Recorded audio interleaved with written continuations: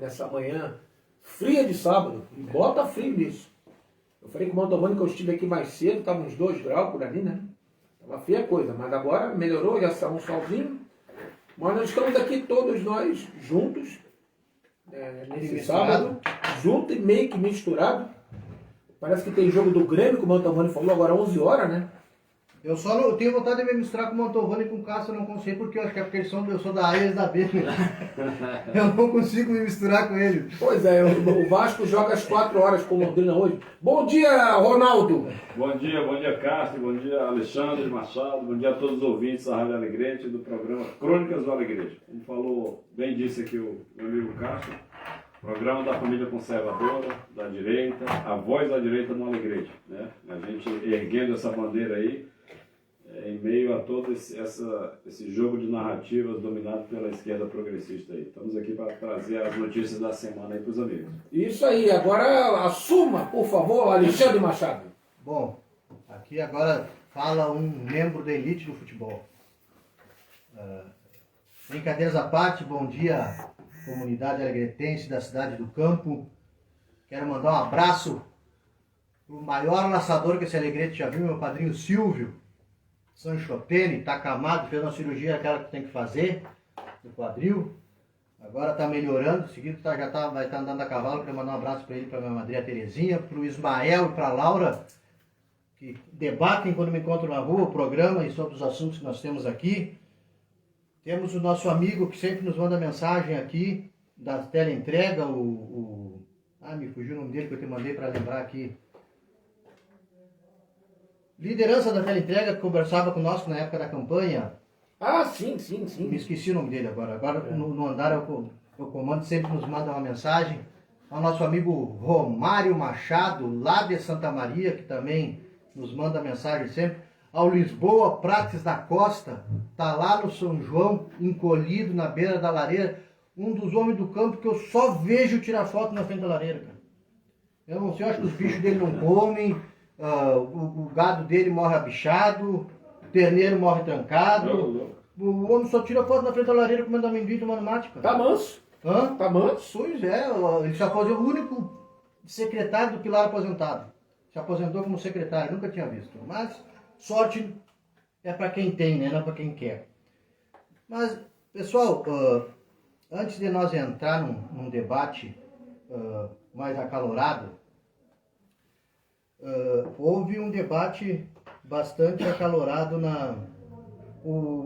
lembrei, nosso amigo Adão Felisberto. Agora lembrei. Adão Felisberto, um grande abraço. E referente ao projeto de lei que está tramitando no Congresso, referente à cobrança de quem tem condições de pagar nas universidades federais.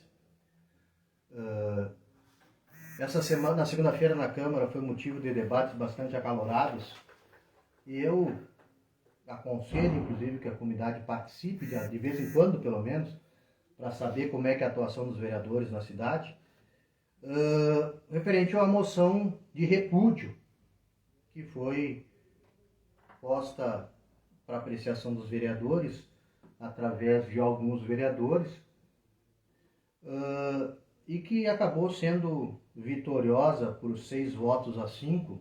Eu acho que teve 2 ou 3 abstenções. Mas eu tenho certeza que saiu vitoriosa em razão de que o bispo Enio não estava presente. Eu acho que ele ia votar contrário a essa moção de apoio. Mas iria por desempate.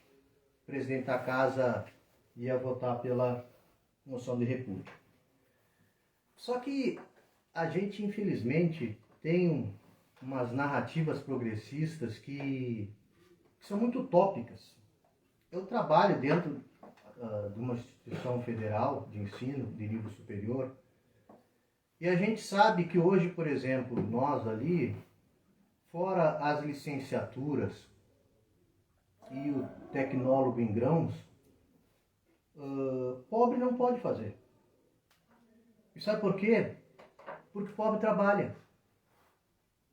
E a grande maioria, se não a totalidade das universidades Brasil afora, tem curso manhã, tarde e noite. Parece que é uma forma que tem de aniquilar que as pessoas que precisam trabalhar possam fazer um curso superior. Então isso já é uma condicionante. Ali tu já baliza quem pode entrar. Eu vou citar um exemplo. Quando eu estava na idade de fazer curso superior, meus pais viviam um plano Collor, e eram comerciantes. Não tinham condições de custear na universidade. Eu fiz pelo FIES, uma escola particular, porque eu trabalhava de dia e tinha que estudar de noite. Eu poderia até tentar fazer em qualquer outra universidade federal, mas eu não ia ter essa condição. Não tinha como trabalhar. Então tu tem que ir para uma universidade privada. E foi aí que surgiram as universidades à distância. Exatamente para poder pegar o trabalhador e a trabalhadora que não tem condições de estudar durante o dia. Aí eu pergunto ao senhor e à senhora que está nos ouvindo, como é que funciona a inscrição para esses cursos? Não é quem pode pagar, paga, quem não pode pagar, não paga? Não é assim no Enem? No Enem é assim. Quem tem condição de pagar o Enem paga, quem não tem condição de pagar o Enem não paga. Agora é óbvio que precisa de uma discussão aprofundada, madura, com conhecimento de causa, para que isso seja implementado. Ninguém vai fazer. Agora, tu negar a possibilidade de discussão, tu negar a participação da comunidade nesse processo, isso é ditadura. Quando tu tenta abrir um processo de lei por um deputado, por um vereador, por um senador que foi eleito, ele tem legitimidade para fazer isso. E isso deve ser debatido. Como é que nós vamos cercear, gente? Porque eu não quero, eu vou dar um jeito de cercear que se debata esse assunto. A gente vive num momento que a gente não está mais se dando conta do que é democracia. E eu quero aqui, não vou... Uma das pessoas que se propôs, eu quero aqui parabenizar o vereador Bolson. Porque nós temos que debater sim, e não vou entrar no mérito da discussão que foi pessoalizada lá, entre dois vereadores. Mas que a gente precisa debater, a gente precisa debater. Por que o mundo inteiro afora é assim? Sabe qual é os únicos locais que não se permite debater isso? Cuba, Argentina, Venezuela. Nesses locais. China. Esses locais é decidido dessa forma, acabou, é decisão, é público, deve ser público para quem precisa. Nós temos que debater também a questão de se estudar durante o dia. Nós estamos tirando quem trabalha, quem gera renda para esse país do processo educativo. Ou a gente vai começar com aquela política de dar bolsa para aquele que é mais próximo ao professor? Então, gente, por favor, vamos começar a se dar conta que, em primeiro lugar, a nossa liberdade de discutir. Em primeiro lugar, o nosso direito democrático de poder debater as coisas. Aí depois a gente se vê quem perdeu e quem ganhou. Mas nos deem o direito de debater, nos deem o direito de dar nossa versão dos fatos. Nada é peremptório, nada é acabado e pronto. Por favor, gente. Não pode existir assunto tabu, né, Alexandre? Eu sempre falo isso. Todos nós temos o direito de discutir, de colocar as nossas ideias. E acho que aí está a grande importância das redes sociais. Porque a velha mídia, a imprensa falida, comandada pelos grandes conglomerados aí de informação, que tem sim, não se enganem, ou melhor, não nos enganemos, a grande imprensa, normalmente, ela tem um viés. Ela tem quem banca, ela tem um interesse por trás, político que seja. E as redes sociais são importantes nesse sentido, para desfazer alguns mitos, alguns tabus, digamos assim. Um deles, por exemplo, é essa questão da privatização, né, Alexandre, que eu gostaria de puxar também. Essa semana tivemos aí um feito histórico, a maior abertura de capital de venda na Bolsa de Valores foi a privatização da Eletrobras, que até antes do governo Bolsonaro era um tabu impensável privatizar a Eletrobras. Então essas empresas públicas que só davam prejuízo, com uma grande quantidade de funcionários, impactando aí a folha salarial, né, do governo federal, trazendo prejuízo, mal gerida muitas vezes, assim como tantas outras inúmeras. E hoje nós, graças a essa abertura que as redes sociais proporcionaram para as diversas ideias, para esse debate, digamos assim, honesto, né? Intelectualmente honesto, porque tem gente que é o chamado desonesto intelectual. Ele inventa a narrativa, um fato deturpado e empurra a goela abaixo. E às vezes o cidadão que não está bem informado acaba sendo levado, conduzido a ter uma opinião formada equivocada. Por exemplo, essa questão da Petrobras, que está vindo muito forte agora, né? A gente costuma dizer que o governo Bolsonaro colocou, é o que se fala por aí, né? Colocou o guiso no gato. É como se ele tivesse colocado um chocalhinho no gato. O gato passava por ali, ninguém via. Colocaram um chocalhinho nele, todo mundo percebeu. O que eu quero dizer com isso? A Petrobras é uma empresa de capital misto. Então, parte do maior acionista é o governo federal, né? Foi criada sob aquela máxima do petróleo é nosso, questão energética, realmente, de fato, é fundamental para o país. Mas no momento que ela se tornou também uma empresa em que tem acionistas, aí tem dois interesses que se chocam. Um é o social, né, que é fornecer um produto a um preço mais acessível possível para o cidadão, que impacte menos na inflação, porque praticamente todos os produtos do Brasil rodam sobre rodas, então gasta óleo diesel e gasolina, e isso impacta diretamente no preço de tudo, do alfinete ao foguete. Então, esse é o lado social. Por outro lado, você tem os acionistas da empresa que querem o quê? Maximizar o lucro. Então, são interesses que se chocam. Então, quando dá prejuízo, quem é que banca? A gente. É o governo, é o Tesouro Nacional. Me concede uma parte, claro. Coronel. O importante, salvo o meu juízo, desse debate, é que ontem mesmo eu estava ouvindo Eu gosto de assistir a Jovem Pan porque permite o debate. Bota um a favor e um contra. Sim. Aí tu consegue analisar e ver os fundamentos, as razões de cada um. Aí teve um cidadão ali que chegou e disse assim, olha, essa culpa é do governo Bolsonaro. Ele que bota o presidente. O sócio majoritário somos nós, o povo. E ele é o presidente do Brasil e ele foi o presidente da estatal. O próprio cidadão, aquele candidato da esquerda,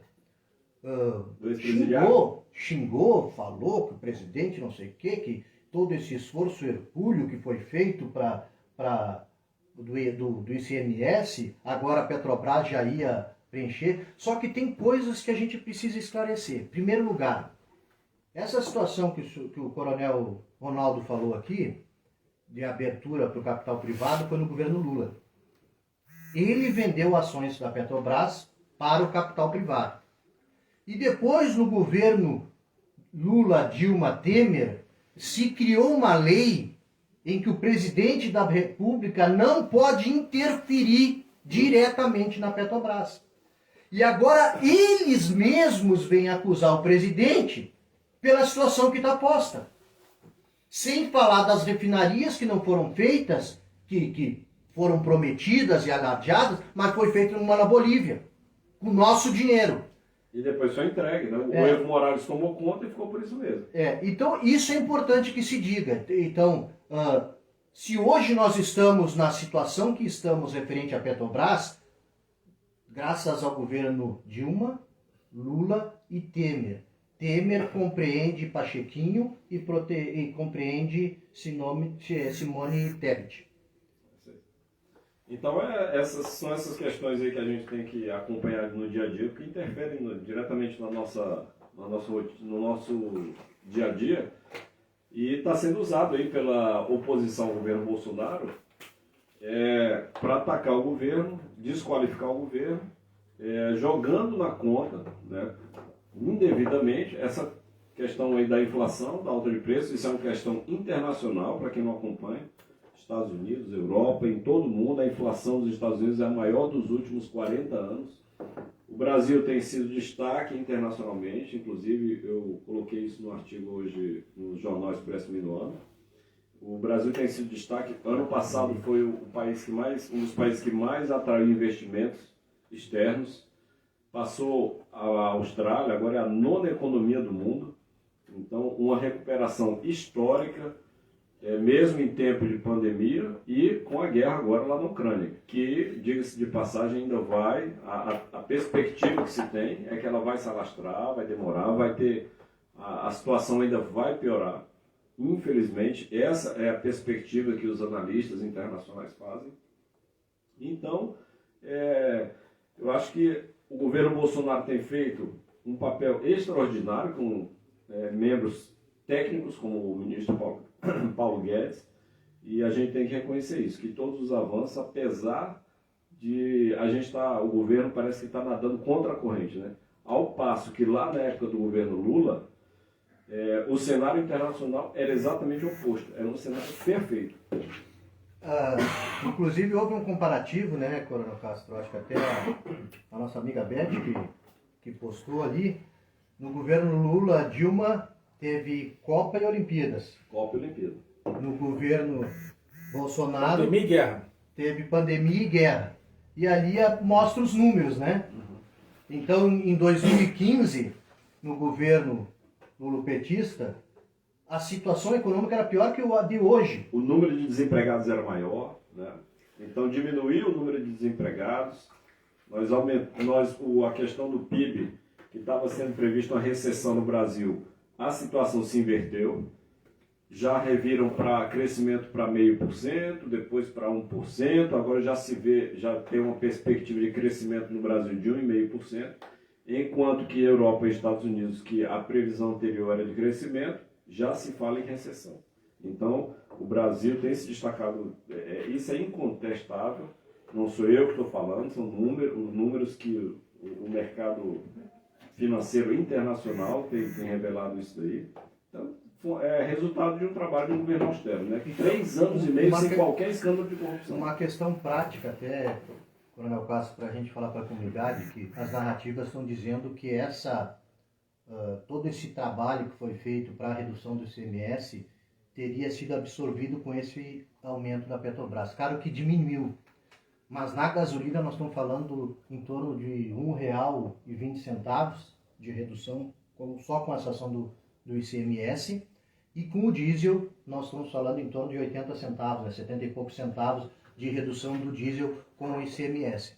Então as pessoas têm mania de desdenhar do trabalho dos outros. Então, mesmo que tivesse equiparado, seria uma garantia de que não haveria aumento, na pior das hipóteses. E outra, ontem foi divulgado, e aí que entrou o André Mendonça na jogada pedindo explicações para Petrobras, porque ontem baixou o barril do petróleo. E aí, aumentou o preço por quê? Mas Alexandre Castro, caro ouvinte, gostaria de esmiuçar melhor essa questão do ICMS para aquele ouvinte, né, que não tem acompanhado o noticiário, aquele homem do campo que está lá trabalhando dignamente, não tem condição de acompanhar e hoje nos escuta aqui. Então o que acontece? O governo federal reduziu os impostos em vários setores, principalmente de energia, combustíveis. Zerou, né? Reduziu até zerar. Zerou os impostos federal no combustível. Tudo isso para baixar o preço. Ou seja, ele cortou na carne, deixou de arrecadar dinheiro com tributação. Coisa inédita no país. Antigamente só se fazia o que? Aumentar impostos. E vários alimentos também, né? Sim, foi baixando nos produtos da linha branca, etc., até zerar no combustível. Muito bem. Até que o STF mandou parar.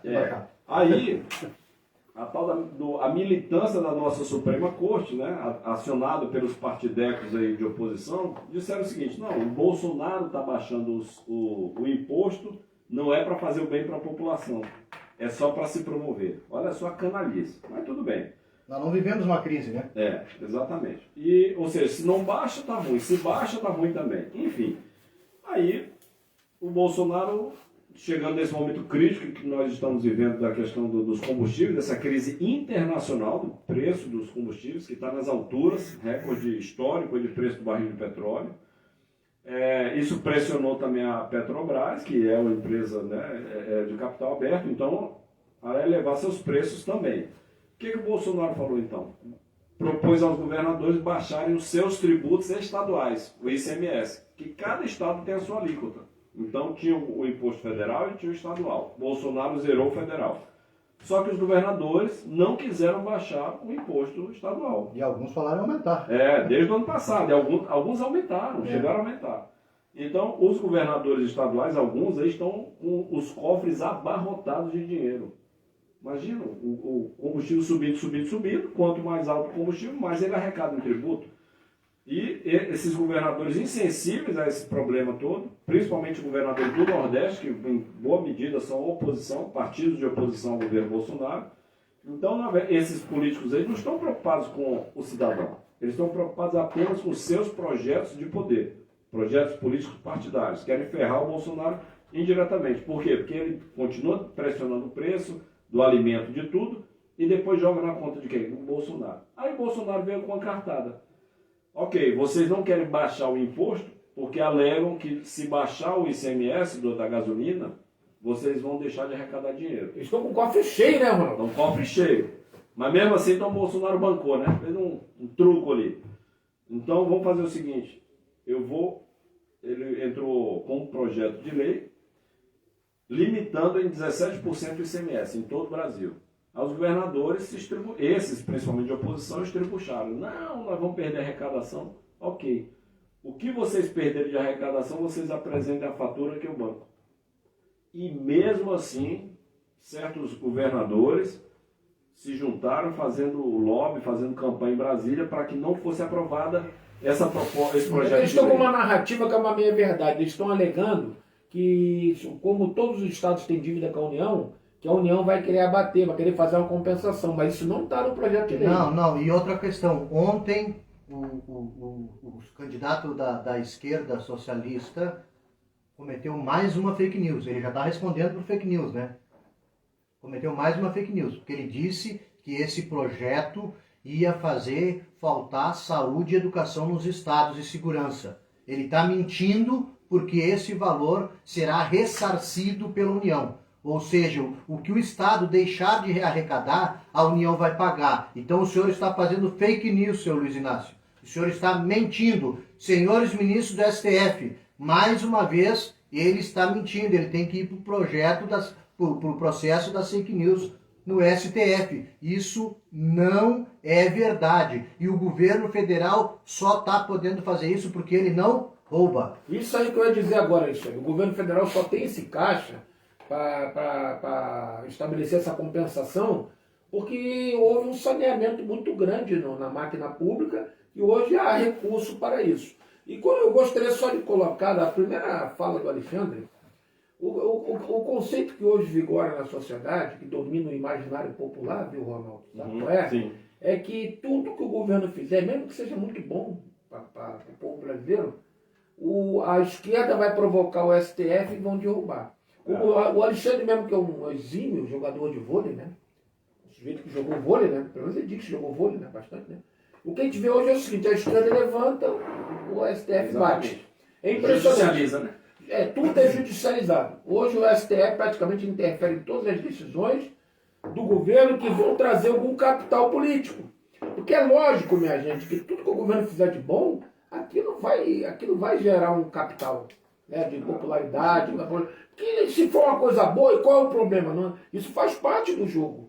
E o governo não faz. Que a gente elegeu o governo para fazer um trabalhar. benefício para o cidadão? Claro, agora é lógico que se tu fizer benefício para o cidadão, ele vai gerar um benefício também político para o governo. Qual é o problema? E o povo não é trouxa, né, Castro? Porque a gente vê aí, basta observar, foi o tempo em que o pessoal era pautado pela Rede Globo e Companhia Limitada.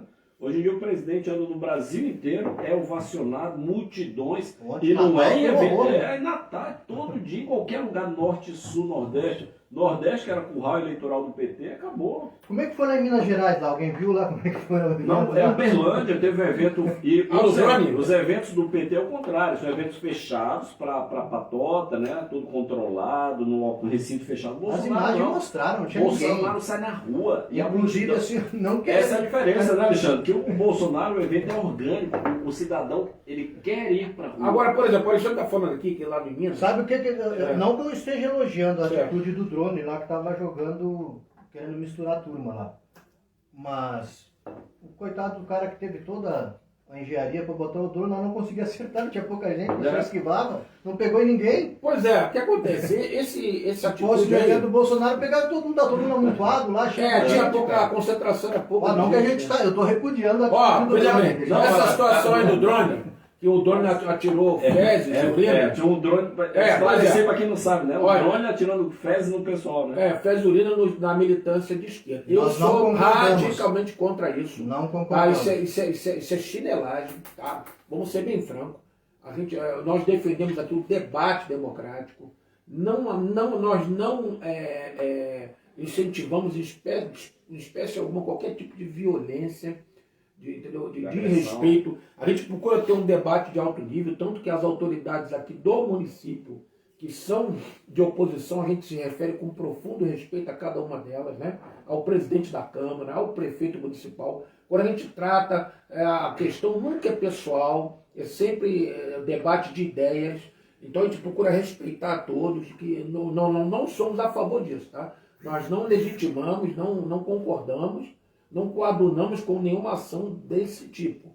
Agora você vê o seguinte, isso também é um sinal de que alguma coisa está errada, né, para esse candidato da esquerda, porque observa bem, o Bolsonaro arrasta multidões Brasil afora, mundo afora, que agora ele teve nos Estados Unidos, né? Arrastou lá em Miami, sei lá quantas milhares. Agora estão querendo o impeachment dele por causa da carreata em Miami.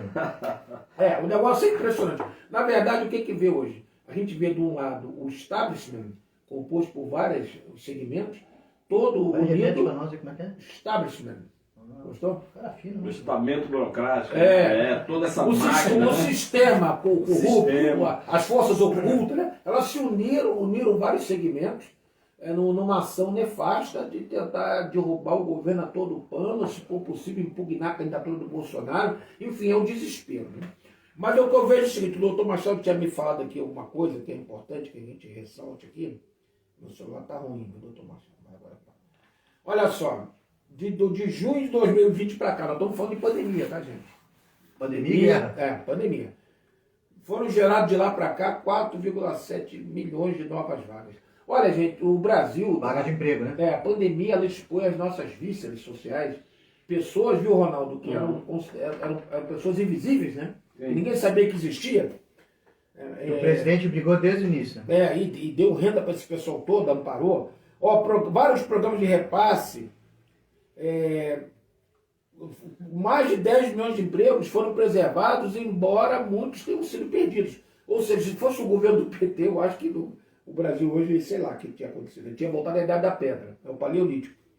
O Pronamp garantiu crédito para 700 mil pequenas empresas. O PEAC, Maquininhas, garantiu crédito para mais de 100 mil pequenos negócios. Foram distribuídos 60 bilhões de suspensão de dívidas dos estados e municípios. Inclusive os estados eles estão com caixa cheio, né? Em virtude de toda essa ação do governo federal. O pessoal fala muito aqui, gostei de fazer fazer um parênteses aqui. O pessoal gosta muito de elogiar a gestão do antigo governador Eduardo Leite. Eu não tenho nada pessoal contra ele, mas para analisar, ele pagou a dívida do Estado, botou folha em dia com dinheiro do governo federal. Com dinheiro. Com dinheiro do governo federal. O Rio Grande do Sul estava falido, quebrado. A não ser que tenha uma Casa da Moeda. Ele só deixou de pagar parcelado quando chegou o dinheiro do Covid. Sim, o negócio, eu não sei se tem uma Casa da Moeda aqui no Rio Grande do Sul, que ele imprimiu moeda, imprimiu nota e aí passou a gerar dinheiro. Ou então tem lavoura de dinheiro, não tem. Então o senhor Eduardo Leite usou o dinheiro do governo federal. Né? Porque ele faz uma boa gestão, não vou discutir a gestão dele, se é boa, se é ruim. Agora, ele pagou as contas do Estado com o dinheiro do governo federal, tá bom, senhor Eduardo Leite? Inclusive, eu gostaria de também fazer uma ressalva, viu, dona? Na verdade, eu queria nem ressalvar, eu queria deixar bem claro uma coisa. O senhor Eduardo Leite não tem palavra. E essa história da aposentadoria, Castro, como é que é? Não, isso eu vou deixar para o Alexandre falar. Mas olha só, ele é um sujeito sem palavra. Ele falou que não ia concorrer e voltou atrás. E na política, quem não tem palavra é igual todos esses outros que representam o passado político do Brasil. Essa velha coisa. Para mim, ele é igual a todos os outros. Ele não tem palavra. Agora ele resolveu concorrer de novo. Tinha dado a palavra dele que não ia fazer mais isso. Eu pergunto a você, meu ouvinte, você confia numa pessoa que não tem palavra? doutor Machado pode falar um pouquinho da pensão. Na verdade, ele mesmo se alardeou, que foi aprovado na Câmara, na verdade foi na Assembleia, foi a Assembleia que propôs a extinção justa da pensão vitalícia do governador. E Então, agora, como é que era essa pensão vitalícia? O Alexandre, me explica melhor. Então, Acho que é 40 mil reais, né? O governador... Um dinheiro de bolso. Não, o cidadão governador- governava o estado do Rio Grande do Sul quando mandato. deixava, por um mandato. Quando ele deixava, ele tinha direito a essa pensão? a essa pensão O resto da vida? vitalícia e depois as esposas recebendo. Nós O estamos resto pagando da vida? várias esposas e o governador tem alguns staffs, algumas Quanto? moralidades, acho que deu agora as duas dele, né? Ah. Porque pegou retroativo ainda agora. Só que ele foi denunciado porque ele não poderia estar recebendo, né? E detalhe, Então- parece que eu li alguma coisa que essa pensão dele não foi publicada no Diário Oficial do Estado. É. Procede isso? Ou seja, foi... Eu não tenho certeza, mas eu ouvi também essa história. Então, gente, é importante que a gente veja essa situação, porque às vezes a gente vende como dono da moralidade, né? O senhor Eduardo Leite é um que gosta muito da moral de cueca, de todo mundo. Fala muito em respeito, mas o que ele desrespeitou o Sartori naquelas eleições foi um horror. E o desrespeito ao cidadão, Alexandre, o que você me diz dele? Não, ele não Bloquear o gôndolas no sujeito, supermercado? o sujeito não conseguia. Você, o ouvinte, não esqueça que você, durante a pandemia, queria comprar um chinelo de dedo, não podia. Porque ele é um tiranete, ele é um ditadorzinho que pegou e fechou gôndolas de supermercado. Ele é um baita do hipócrita. Eu não vou discutir aqui gestão, telefone, gestão, não me interessa. Ele é um sujeito, para mim, sem palavra, tá? E vou dizer uma coisa para você, ele vai concorrer e vai perder por ano de Lorenjone. Estou aqui dizendo aqui. Agora, gente, vou pegar, nós temos agora um 10h46, tem dois tópicos aqui que nós precisamos debater hoje. Mas antes eu quero dizer que nosso programa está para Várzea do Ianduí, Cabanha Ibirocai, Touro Shortons de Angus, do nosso amigo Coronel Tales, Ferreira da Costa. Construtora Alegretense, Obras Rurais e Urbanas, do diretor, nosso amigo Luiz Henrique. Supergás Brás, o mais antigo da cidade, na Avenida Tiaraju, 348, fone 3422-1993. Trabalha também com teleentrega do nosso amigo Nilton Carlesio. Milton. E também do nosso amigo Vitorino e Ruth, lá da SIAC Gestão. Gente, eu acho que assim, nós temos agora... Não, eu vou esperar passar para dizer, porque senão eu vou ter que falar que é 13 minutos, né? E aí não dá. tá. Enquanto isso, Com eu vou 12 mandar minutos. um abraço para um amigo aqui, para o Valtério. Então, o Valtério está nas casas aí no Capão do Angico. Um abraço, Valtério. A gente, a situação do seu João Muniz, contador do Lulim e do Luiz Inácio da Silva, Mais um. que agora foi confiscado lá pela Justiça 5 milhões de reais por suspeita de lavagem de dinheiro com o PCC. Parece que, inclusive, essa situação, o filho do presidente, por ter empresas no mesmo prédio, acabou depondo lá, e agora está um novelo aí que cada dia que passa assusta mais. É coincidência isso é coincidência? Não, só para vocês terem É uma noção. coincidência isso aí? Só fazer um adendo aqui, Alexandre. Eles acertaram 65 vezes na loteria. Mas só fazer um adendo Na aqui Receita Federal. para o ouvinte, né? O PCC, para quem não está familiarizado, é o primeiro comando da capital, que é a maior organização criminosa que nós temos hoje no país. Diz que o tal líder do PCC, ele e a esposa dele, o cara preta, tiraram 65 vezes na loteria para justificar todo o dinheiro. Era que eles botavam na declaração do imposto de renda para a Receita Federal, né? E agora parece que está se havendo um imbróglio muito grande. O seu Fachin já está com a cabeça apavorada. Como é que ele vai fazer para anular mais uma situação que está posta e está vindo aí? E também a questão da CUT, né? A CUT, não sei se todo mundo sabe, agora foi denunciado porque eles estavam disparando mensagens em massa a favor e em defesa do senhor Luiz Inácio Lula da Silva, com o dinheiro da CUT, que é do trabalhador e da trabalhadora, e que antes era dinheiro público que eles recebiam, né, através de repasses do governo federal, está cometendo crime eleitoral.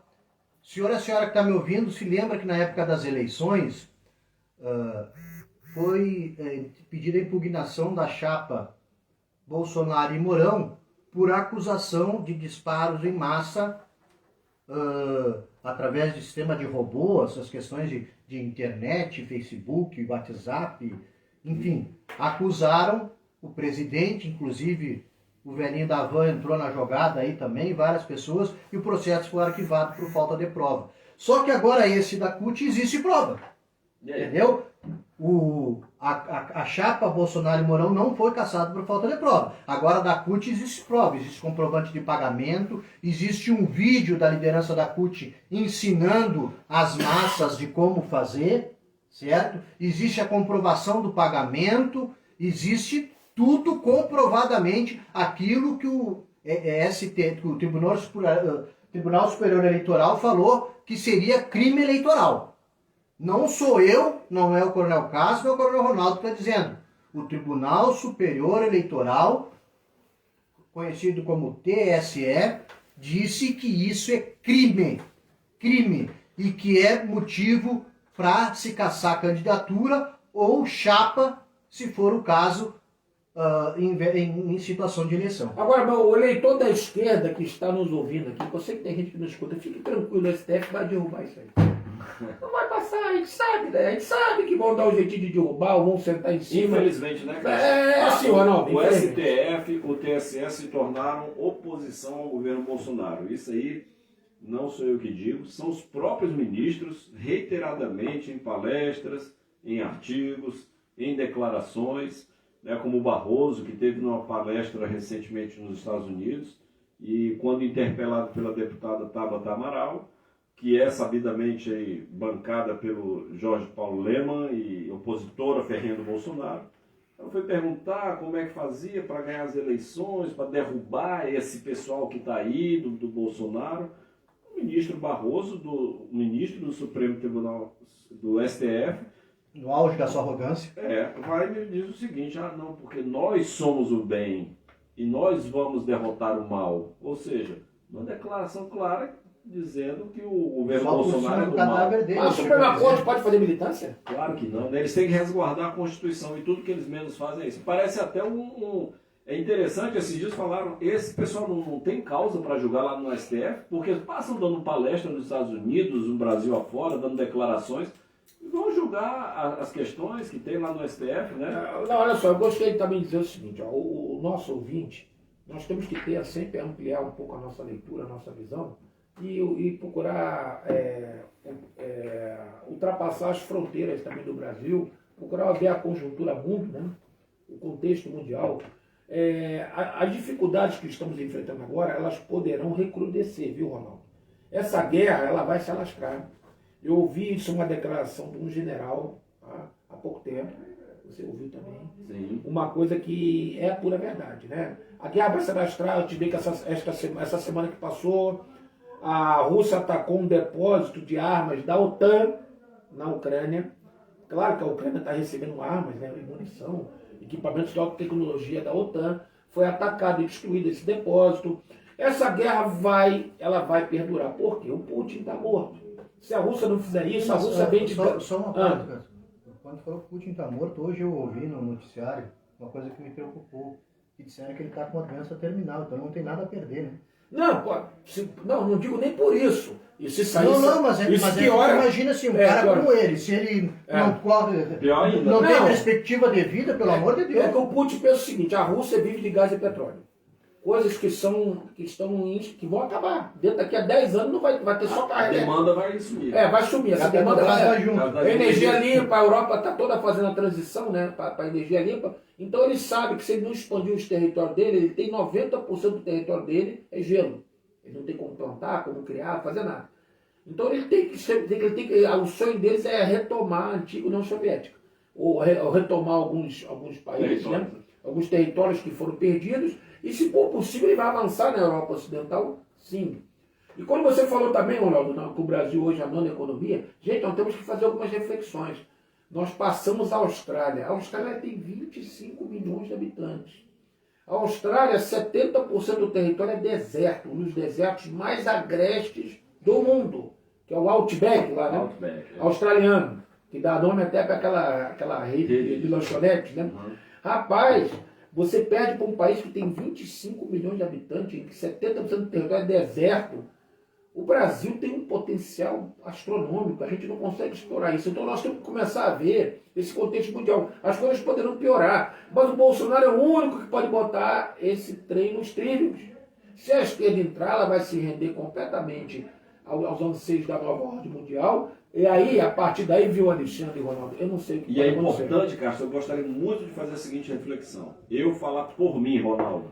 Eu não sou bolsominion, eu não sou tiete do Bolsonaro. Eu acredito sim que ele está fazendo excelente trabalho, mas nós sabemos que o Bolsonaro vai passar.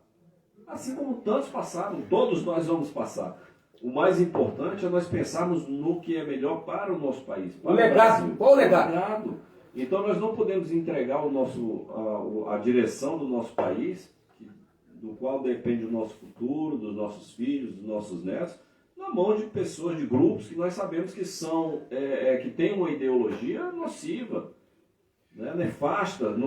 A esquerda não trouxe benefício para ninguém. A única coisa... Cita aí para mim, Ronaldo, um país do mundo próspero, socialista, seja próspero. Não existe. A pergunta que eu fiz na palestra. Ela só deixa... Giro pelo Rio Grande. Inclusive, parabéns, Renato o Roberto Segabinazzi, Vanessa Machado e todo o pessoal com grandes palestras. Participei lá, não sei se tiveram a oportunidade de participar. Palestrantes que mostraram realmente o caminho que o Brasil precisa tomar nas eleições. Palestrantes com doutorado, com conhecimento de causa. Incrível. Incrível. Não existe na história da humanidade uma experiência socialista ou comunista que deu certo.